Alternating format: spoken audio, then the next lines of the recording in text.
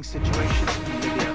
Welcome back. Two major stories going on here. One, a UN vote just happened by a vote of 10 yes, 0 no, and 5 abstentions. UN Security Council has agreed to install a no-fly zone over Libya. But more importantly, in that declaration, it said that the UN forces, in this case it will be those who in fact voted for this, that they would take all necessary measures to protect civilians and civilian-populated towns. Our John King here is with us here. John, that to me is the key thing. What next, I guess, is the, okay, UN says go ahead. Who goes ahead under the auspices of what group?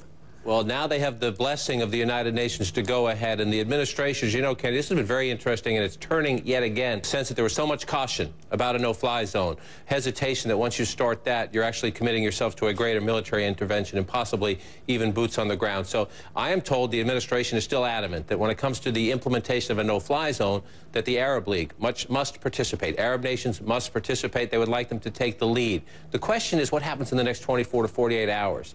There are some saying that Muammar Gaddafi will not have to wait too long before he gets a message that this vote has been taken. Does that mean cruise missile strikes? Does that mean strikes against his military installations? Of particular concerns to Secretary Gates, who was reluctant to do this and remains reluctant to do this to begin with, is that if you're going to do this, the first thing you have to do is wipe out their surface-to-air missiles, wipe out their ability to shoot down anybody's pilots, but including United States pilots. But the indications are, despite some reluctance at the Pentagon, that the United States and some of its NATO allies, Britain and France, have been quite aggressive and more muscular than the Obama administration here, will do something in the short term.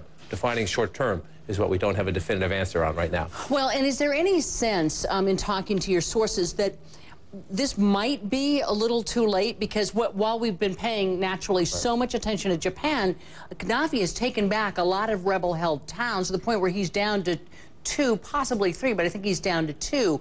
And how likely is this to be a message to him that he's going to get without some sort of military action? There is no question, and you hear it from administration critics. Why did you wait so long? Why did it take so long? You hear it from Nick Robertson or Damon when they're talking to their sources in the opposition. What has taken the international community so long? There's no question the circumstances on the ground have changed dramatically. The question remaining is how aggressive and how muscular will the response be after this vote? And does that give the opposition not only time to regroup, but politically and militarily, and what else happens and what else could happen that we don't quite see at the beginning? Will there be some covert effort to rearm the opposition? Will there be some effort to help them militarily? Those are questions we can't answer just yet, but that would be critical. But it has been striking to watch Bill Burns, Undersecretary of State, on Capitol Hill today saying if Gaddafi stays in power, he'll return to terrorism.